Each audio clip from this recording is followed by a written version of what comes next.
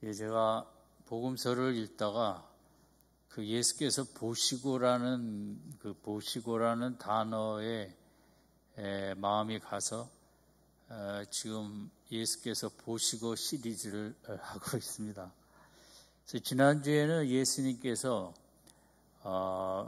믿음을 보셨죠. 네 친구들의 그 아픈 사람의 믿음을 본 것이 아니라 그 중풍병자의 네 친구의 여러 가지 그 귀한 믿음을 보시고 이제 죄 용서의 선물도 주시고 또 병도 고쳐 주셨습니다. 오늘 본문은 우리가 너무 잘 아는 요한복음 5장에 38년 된 병자를 예수님이 이 베데스다 목가에 와서 보시는 장면입니다. 예수님께서 보셨다라는 것은 그만큼 어떤 의미가 있고 뭘 주로 보시기를 원하셨는가? 예수님은 어떤 마음으로 보셨는가? 아픈 사람을 대할 때 예수님은 어떤 마음으로 보셨는가? 그것이 중요한 것은 우리도 아플 때도 많고 힘들 때도 많기 때문입니다. 지난주에 본문의 그 중풍병자의 네 친구가 정말 애쓰고 힘쓰는 믿음을 보시고 너무 감동을 하신 것이라면 오늘 본문의 38년 된 중풍병자는 믿음이 없었습니다. 그리고 예수님을 찾은 적도 없고 상당히 지난번 마가복음 2장의 주인공하고는 대비되는 그런 모습입니다. 이렇게 긴 시간 동안 정말 중풍병으로 오랜 고생을 하고 얼마나 마음이 지치고 외롭고 그걸 형용할 수가 없겠죠. 일제 36년보다도 2년이 더 긴 시간이니까 아무도 인간으로 여겨주지 않을 가정에도 그거는 참 갖다 버리고 싶은 짐이었을 것이고 그 누구도 이 인생을 고귀한 하나님의 자녀로 볼 수 없었는데 예수님께서만이 이제 이 사람을 찾아와 오늘 본문에 있는 대로 6절에 예수께서 그 누운 것을 보시고 그 누운 횟수는 5절에 38년이거든요. 예수님이 보시는 마음은 어떠하였을까? 얼마나 안쓰러웠을까? 얼마나 또 창조주로서 미안한 마음도 가졌을까? 인간을 이 죄악 많고 질병 많은 세상에 보내신 분은 주님이기 때문에 그 고통 속에 힘들어하는 모습을 주님은 괴로워하셨을 것입니다. 그래서 오늘 나를 보시는 주님의 눈, 주님의 마음은 어떠한가? 우리가 그것을 찾을 수 있는 길은 복음서입니다. 복음서에서 주님께서 어떤 모습을 보시고 어떤 말씀을 하시고 어떻게 그 행동을 하셨는가가 그것이 오늘 인간들을 바라보시는 주님의 마음을 우리가 거기서 읽을 수 있고 또 나를 바라보시는 주님의 마음은 어떤 마음일까? 이렇게 힘들고 어렵고 누워있는 내 모습을 주님은 어떤 마음으로 바라보고 계실까를 우리가 이제 생각할 수 있고 그것이 복음서에서 우리가 그걸 좀 찾아서 주님은 이 보시는 모습 훌륭한 사람을 찾아가서 그 사람을 보시는 게 아니라 38년 쓰러져 누워있는 인생을 그렇게 귀한 마음으로 바라보시고 중풍병에 걸린 두 번째 이제 중풍병 이야기인데 어쨌든 이제 주님의 이 바라보시는 시선 속에 우리가 주님의 마음을 읽고 또 나를 바라보는 주님의 마음을 아울러 같이 생각할 수 있는 것입니다. 근데 이제 오늘 본문에서 생각하고자 하는 것의 핵심은 아마 38년인데 첫 번째 이 38년이라는 시간은 너무 긴 시간이었죠. 우리가 몸이 무너지면 상당한 시간을 요구할 때도 있고 또 짧은 시간에 회복하기도 하지만 이 중풍병은 당시로서는 그것을 회복할 수 없는 그러니까 한번 무너지면 시간이 갈 때까지 가는 것 같습니다. 38년 동안이라는 긴 시간 이 사람이 38년 누워있고 싶어서 누워있었던 것은 아니겠죠. 그러나 어떤 면에 있어서는 주님의 시각으로 볼 때는 그것이 어떤 너무 긴 시간, 이분에겐 뭐 고통의 시간이었지만 시간의 허비라고도 볼 수 있는 거죠. 그냥 아프니까 어떤 아픈 자리에서 회복하려는 어떤 믿음의 도전보다는 그냥 나는 아프니까 늘 누워 있어야지.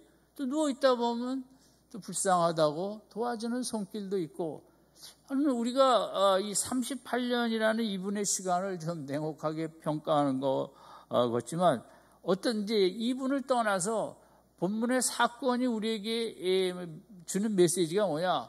우리가 자칫하면 우리도 인생이라는 시간 속에 40년을 허비할 수도 있고 50년을 허비할 수도 있고 10년을 허비할 수도 있는 이분 사람의 인생이 그 힘든 중풍병 때문에 38년을 고통스러워했지만 한편으로는 어떤 생산적인 걸 할 수 없는 허비에 대한 삶이었다. 또 이렇게도 볼 수 있지 않습니까? 그래서 이 주인공을 떠나 오늘 우리가 이 땅을 살아가면서 이 사람이 그 4절에 있는 대로 천사가 가끔 그 베데스다 못에 물을 동하게 하는데 동한 후에 먼저 들어가는 자가 어떤 병에 걸렸든지 낫게 됨이라. 이것이 진짜였는지 그 신학자들의 논쟁거리입니다. 그리고 초기의 성경에는 이 부분이 안 써져 있기 때문입니다. 무슨 하나님이 2절에 그 수많은 3절의 병자들이 누워 있는데 물을 통해서 1등한 사람만 고쳐준다. 그것은 현대 사회의 시험 전쟁보다 더 어떻게 보면 무자비한 거거든요. 무슨 하나님이 병자들 보고 달리기 시합해서 1등한 사람 고쳐준다는 격이기 때문에 이 부분이 진짜 처음 성경에 있었느냐 없었느냐는 논쟁거리입니다. 아직도. 그걸 떠나서 어쨌든 이 사람이 38년 뭐 맨날 왔는지, 당시로서는 이제 명절 때 주로 와 있고 또 6월절에는 특히 와 있고, 물론 매일 오는 분도 있었겠지만 이것이 이제 다르다고 했습니다. 근데 이 사람이 38년을 지낸 이유가 3절이거든요. 3절, 4절. 1년에 한 번일지, 또 진짜였는지, 뭐 몇 년에 한 번이었는지, 어떤 얘기가 전해진 거야 하면 나은 사람이 있긴 있었던 것 같습니다. 근데 그걸 붙잡고 나에게도 4절과 같은 3절에 많은 사람들이 똑같은 마음이었겠지만 물이 동할 때 먼저 들어가면 나을 것이다. 이걸 붙잡고 어떻게 보면 38년을 이제 여기 와서 누워 있었다고도 할 수 있습니다. 그래서 시간의 허비라는 게 이 사람을 통해서 오늘 우리에게도 마찬가지입니다. 우리가 잘못된 신념을 붙잡고 시간을 허비하는 수가 있습니다. 오늘도 많은 사람이 사실 그 사회주의, 공산주의는 역사적으로도 우리 사람들에게 유익하지 못하다는 게 판명됐음에도 불구하고 뭐 우리나라도 그렇고 세상 여러 나라에 아직 그 헛된 공산주의를 붙잡고 있는, 그것은 국가적인 시간의 허비이기도 하고 또 개인적으로 또 철학도 그렇고 문화도 그렇죠. 우리가 문화 속에서 남들이 다 간다고 그걸 따라가는데 그 남들이 다 가는 게 진짜 그게 시간에 유익된 거냐 허비하는 거냐, 냉철하게 생각하면 많은 경우 우리가 문화의 트렌드를 열심히 따라가는 게 시간 허비로 끝나는 것이 많이 있거든요. 우리의 관습, 우리의 또 사상, 정말 잘 생각해서 바른 그 사상 쪽으로 가야겠죠. 어쨌든 현대인의 모습이 이렇습니다. 좀 더 다 기술이 발전하면 행복해지겠지. 좀 더 좋은 차를 사면 행복해지겠지. 집이 넓혀지면 집값이 올라가면, 우리는 어떻게 보면 이 38년 된 중풍병자처럼 세상 속에 뭐가 되면 내 인생이 완전 해결될 것 같은 이런 그 시간의 허비, 막상 금메달을 땄는데 좋긴 하지만 그 밤이 허무한 것이 인생의 그 본질인데, 우리는 물론 그게 세상적으로 환호를 받고 대접을 받으니까 열심히 뛰어가지만 그게 진정한 내 인생에 만족해 하고 가득 채워주는 건 아닌데, 우리는 오늘 이 시대에 세상이 그렇게 되어져 버렸습니다. 뭔가를 붙잡으면, 내가 획득하면, 이 사람처럼 베데스다 연못에 먼저 들어가면 내 인생은 끝날 것이라는 이 베데스다 신드롬이거든요.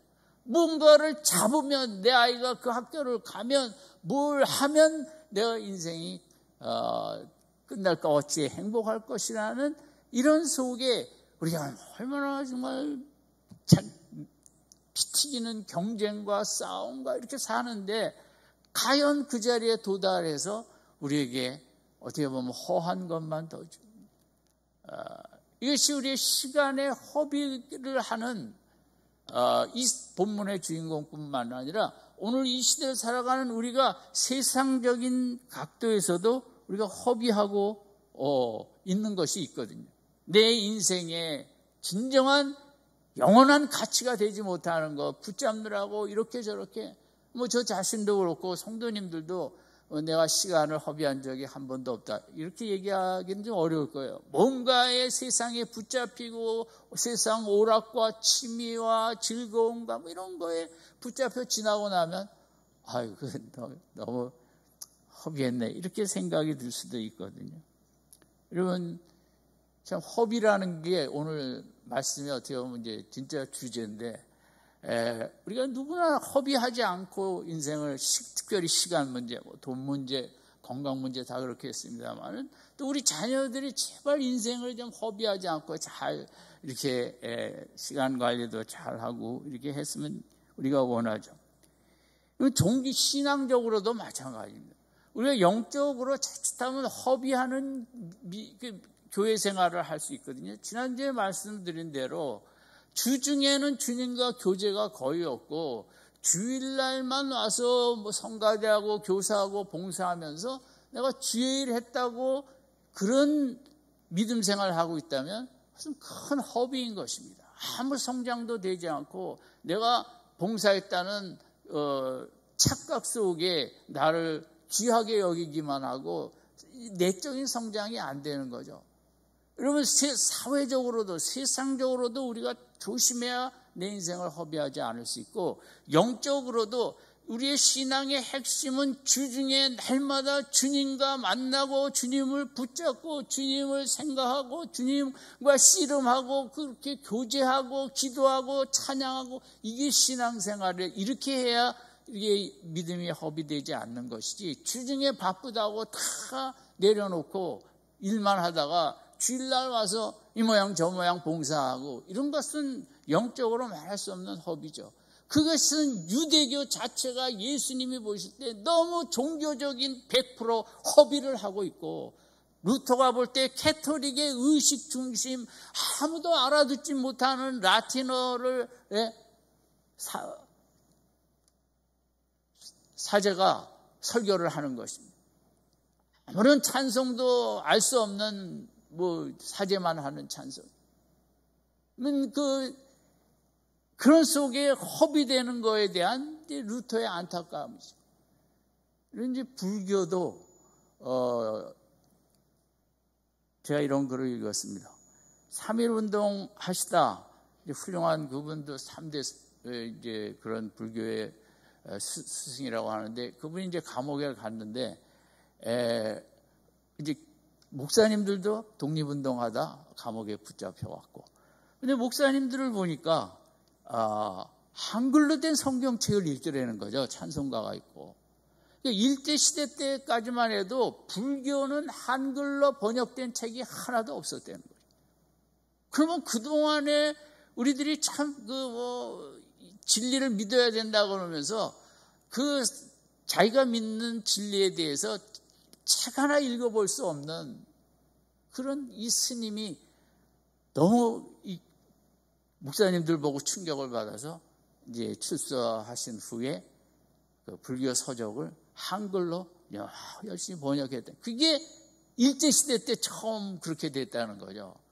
우리는 종교 생활이 얼마나 어떤 면에서는 남이 볼 때 열심히 하는 것 같으면서 진짜 말씀을 읽지 않고 말씀 속으로 들어가지 않는 허비적인 인생을, 허비적인 믿음 생활, 종교 생활을 하는 게 우리의 인생이라고도 할 수 있죠.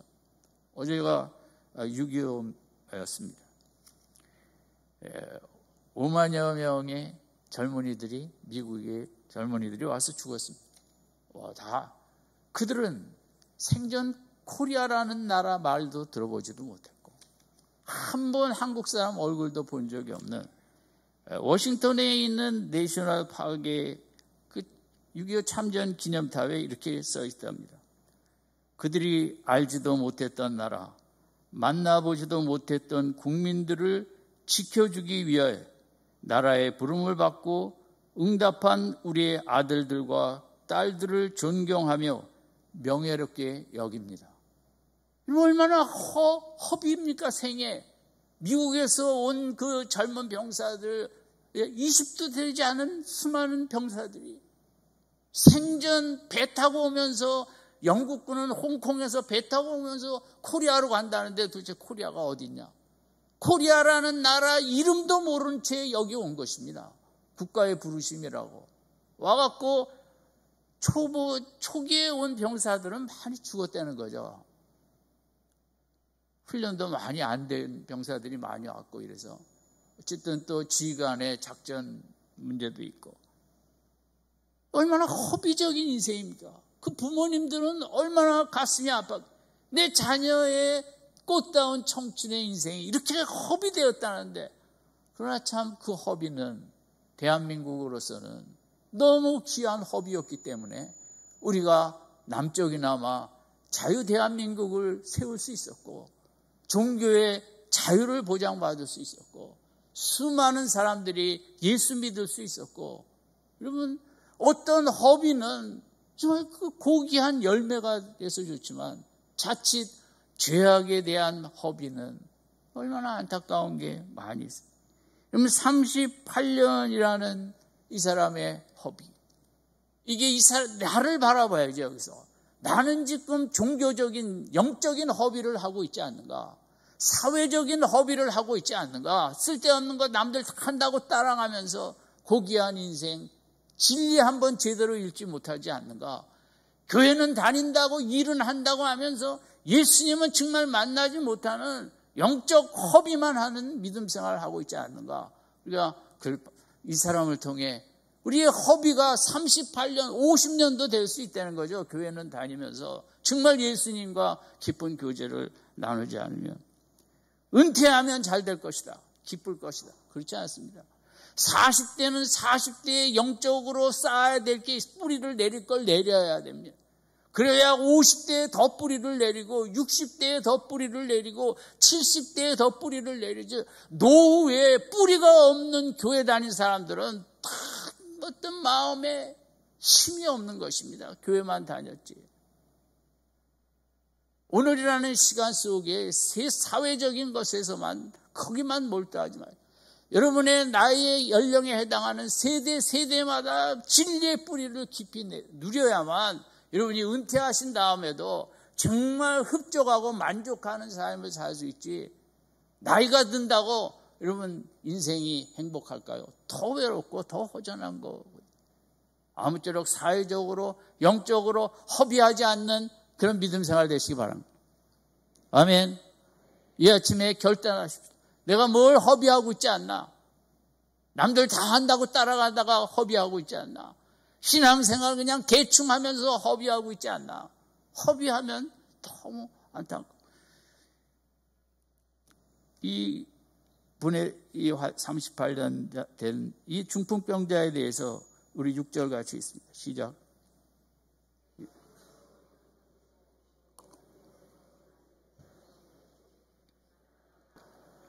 내가 낫고자 하느냐, 이 말은 뭐 여러 가지로 해석할 수가 있지만 지금이라도 너는 일어설 수 있다는 말입니다. 그렇게 허비하고 믿음이 아니고 그저 뭐 어느 날 좋은 날이 오겠지, 뭐 이렇게 교회 다니니까 하나님이 알아서 하시겠지, 이러지 말고 내가 정말 네 낫고자 하느냐, 너는 지금이라도 일어설 수 있다, 나을 수 있다라는, 늦지 않았다라는, 얼마든지 회복할 수 있다라는 예수님의 강력한 도전이죠. 예수님은 우리를 보실 때 오늘을 보지 아니하시고 항상 우리의 미래를 보고 계십니다. 믿음으로 믿음을 붙잡을 때 너희 미래가 얼마나 38년 누워 있었지만 그거 아무것도 아니다. 앞으로 더 큰 영광을 10년이라도 누리게 되면 38년을 다 거슬러 줄 수 있는 예수님의 내가 낫고자 하느냐. 이만 지금이라도 정말 낫고자 하는 그런 강한 갈망. 그저 대충 때가 오면 낫겠지가 아니라 지금이라도 하나님 붙잡고 내가 일어서고 싶다는 그런 마음을 주님이 도전하는 거예요. 내가 낫고자 하느냐는 내가 지금이라 38년 됐지만 나을 수 있다. 아멘. 오늘 우리에게 주시는 말씀. 우리에게는 이런저런 문제들이 많이 있어요. 5년 된 문제, 10년 된 문제. 주님은 똑같이 물어보시면 네가 이 문제를 해결하기를 원하느냐? 그 말 우리에게 던지시죠. 그 말씀은 얼마든지 내 안에서 해결할 수 있다는 말이고, 이 아침에 우리에게 나에게 어떤 오래된 이런 저런 거든 그걸 체념하고 그냥 사는 거지 때가 되면 뭐가 있겠지 이러지 마시고 오늘이라도 주님 이 문제를 주 안에서 해결해 주실 줄로 믿습니다 하는 믿음을 갖는 귀한 이 아침 되시기 바랍니다. 주님은 그걸 원해요. 이제라도 38년 됐지만 지금이라도 믿음을 가져라. 믿음으로 좀 애써봐라. 체념하지 마라. 그냥 환경에 다 맡기지 말고 하나님이 때가 되면 어떻게 알아서 해 주시겠지 그러지 마라. 정말 낫고 싶은 믿음부터 가져라는 거예요. 그 또 하나 생각할 것은 이 사람의 허비한 중에 하나가 7절이죠. 가칠절 시작. 병자가 대답하되 주여 물이 동할 때 나를 못에 넣어 줄 사람이 없어 내가 가는 동안에 다른 사람이 먼저 내려가네. 이건 탓하면 허비하는 인생이 되는 것입니다. 남의 탓 도와줄 사람 없고 가족들도 바쁘다고 오늘은 놓고 그냥 갔고 오늘 물이 동할 줄 모르는데 여러분 인생에 우리가 탓할 게 많이 있습니다. 원망 불평이 왜 없겠습니까만은 이렇게 사는 건 허비하는 것입니다. 이러면 시간은 과 믿음의 관계에서 볼 때 내가 염려를 많이 하면 그 시간 허비입니다. 어떻게 그 염려라는 시간의 허비를 줄일 수 있냐? 믿음을 가지면 시간의 허비를 안 하게 됩니다. 그래서 이 탓하면 내 마음에 다 남편 탓, 아내 탓, 부모 탓. 제가 오늘 아침에도 우리 아이에게 카톡에서 부모 탓하는 카톡이 하나 왔습니다. 예, 그래서 제가 미안하다 그랬어요, 부모로서. 그게 벌써 20년 된 걸 갖고 이렇게 탓을 하고 있으니 아마 죽을 때까지 할 것 같아요. 이 인생 그게 허비인 것입니다. 탓할 대상은 둘입니다, 우리가 항상. 뭐든지 탓할 것은 하나님입니다, 첫 번째. 왜냐하면 하나님이 그렇게 내버려 두셨든가 하나님이 우리로 고생하게 하십니다. 그래서 우리가 힘든 일은 전부 다 하나님 탓하고 하나님에게 따져야 되고 하나님 왜 이런 일을 주셨냐고 하나님과 씨름해야 되는데 그걸 남편으로 돌리면 싸움만 더 하고 그것이 해결이 절대 될 수가 없겠죠. 또 하나의 탓할 대상은 나입니다. 내가 오죽 부족하면 하나님이 이렇게 힘든 일을 주신다. 다 내 탓이라는 내가 부족해서 내 믿음이 연약해서 더 성장하라고 하나님이 주신 여러분 탓은 할 수 있는 대상은 둘뿐입니다. 누구와 누굽니까? 나를 하기 싫으면 하나님만 하세요. 하나님 왜 이럴 수가 있으십니까? 하나님 도대체 왜 이러십니까? 따져야 되거든요. 신앙생활은 따지는 것입니다. 왜 이런 일을 주셨는지 대답을 받아야 되거든요. 그렇지 않으면 우리가 속상해서 못 살거든요. 내가 너를 사랑하고 네가 더 성장하기를 원해서 이렇게 됐다는 그 응답을 받아야 우리가 살 수 있지. 그거 받고 안 받으면 우리가 힘들어서 어떻게 살 수 있겠습니까? 어쨌든 탓하는 것은 시간을 허비하는 것입니다. 내가 낫고자 하는 해결하고자 하는 주님 앞에서 그걸 정리하고자 하는 강한 믿음이 없으면 우리는 시간을 허비하는 것입니다. 질질 끌어가는 거예요. 이걸 빨리 이번 주 안에 내가 해결해야겠다고 더 기도로 매달리고 금식으로 뭐로 이렇게 하지 않으면 그냥 끌려가는 거거든요. 그러면 시간에 허비가 되는 거죠. 네, 마지막으로 그러면 이제 이런 상태에서 일어날 수 있는 방안에 대해서 8절을 같이 읽겠습니다. 시작. 예수께서 세 가지인데 우리 첫 번째는 일어나라. 따라합시다. 일어나라. 네 자리를 들라. 걸어가라. 이 세 가지입니다. 38년 된 문제를 해결하는 첫 번째는 어떻게 일어납니까, 이 사람이? 그러나 예수님이 의도하신 것, 내 말씀을 붙잡고 한번 일어나 봐라는 것입니다. 네 힘으로는 못 일어난다. 그러나 내가 일어나라 하는 말씀을 했는데 내가 창조주로서 무에서 유를 창조한 그런 예수님으로서 내 말을 붙잡고 한번 내가 너에게 전달한 지금 일어나라는 그 말씀을 붙잡고 한번 일어나 봐라. 그럼 일어날 수 있다는 거죠. 여러분, 오늘 우리가 누워 있습니까? 앉아 있습니까? 일어날 수 있는 길은 나에게 있지 않고 예수님의 말씀을 붙잡을 때 우리가 힘있게 일어날 수 있는 줄로 믿습니다. 인간의 어떤 것도 붙잡고 일어날 수 없습니다. 38년 된 이 문제는 여러분 말씀을 어떻게 여러분은 관계하고 신앙생활을 하십니까? 그냥 말씀을 적당히 읽고 끝냅니까? 큐티하면서 뭐 그냥 오늘 5분 읽었다 합니까? 오늘 예수님 하시는 예수님의 말씀을 꽉 붙잡을 때 거기 창조주의 능력이 무에서 유를 창조하신 능력이 역사하시면서 우리의 그 누웠던 자리에서 우리가 힘있게 일어날 수 있는 줄로 믿습니다. 예수님의 말씀을 붙잡아야 일어납니다. 이 한 주간도 여러분 세상 사람 의견 이런 건 참고만 하시고 예수님의 말씀을 강하게 붙잡고 힘이 약해질 때마다 일어서는 역사가 충만한 한 주간 되시기를 바랍니다. 두 번째는 네 자리를 들라. 네 자리는 네가 의지하는 그 자체입니다. 그걸 들고 갖다 버리라는 거죠. 여러분 우리의 자리는 무엇입니까?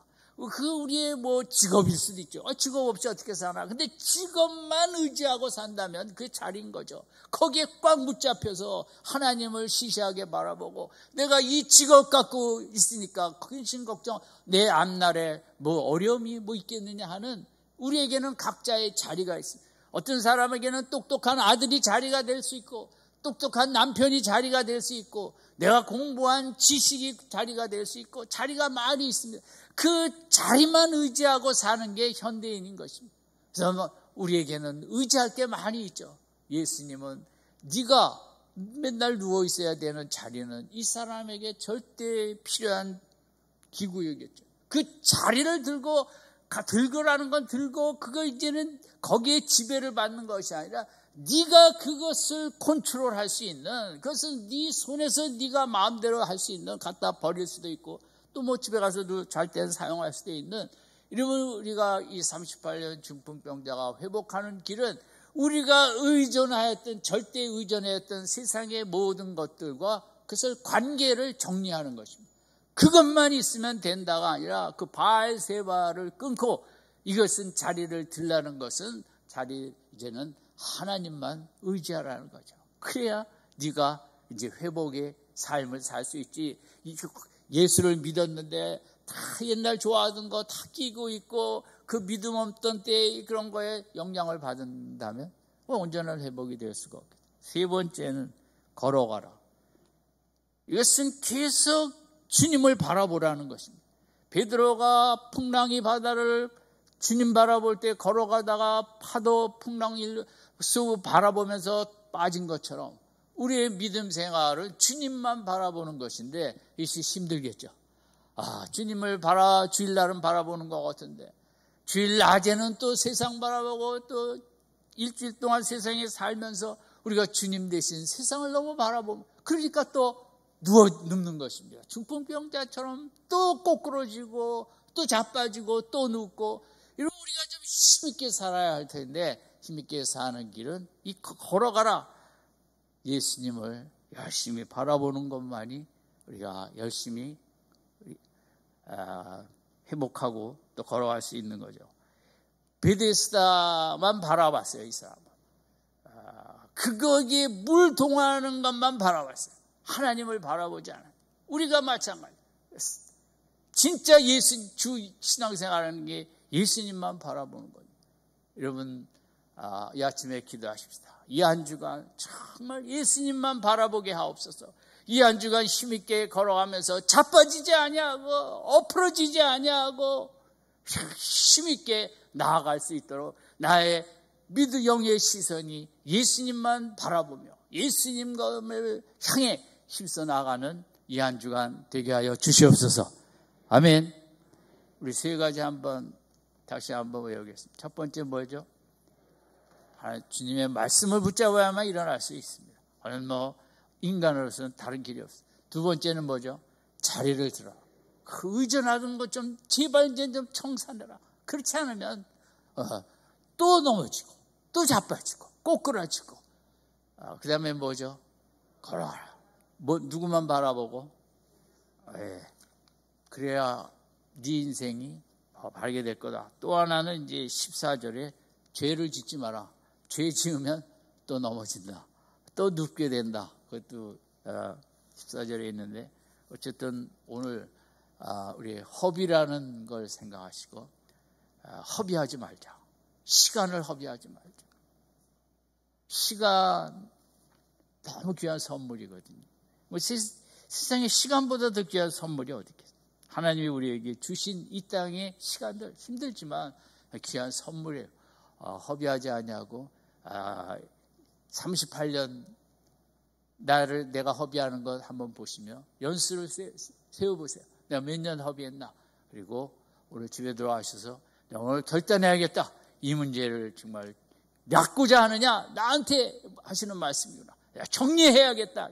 해결해야겠다. 일어서서 주님 말씀 붙잡고 누운 자리를 박차고 일어나 힘있게 나아가 이 한 주간 승리하시는 우리 성도님들 되시기를 주님의 이름으로 축원드립니다.